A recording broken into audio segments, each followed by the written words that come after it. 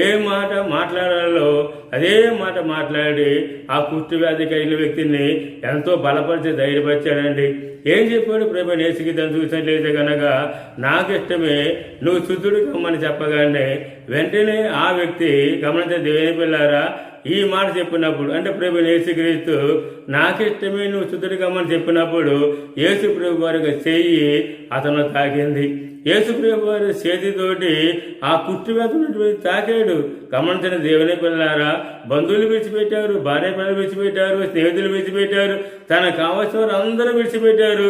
తనను ముట్టుకోవడానికి కూడా కనీసం ఆయన చూసి పలకరించడానికి కూడా ఎవరు రాని స్థితిలో ఒంటరి జీవితం జీవించి ఆ కుష్టి వ్యాధి ఉన్నటువంటి వ్యక్తి దిక్కుతోస పరిస్థితి ఉన్నప్పుడు సర్వసృష్టిగా చనిపోయిన యేసుక్రీస్తు ఏం తెలుసా తన యొక్క దక్షిణ హస్తము చాపి ఆ కుష్టి వ్యాధికి అయిన వ్యక్తిని తాకి నువ్వు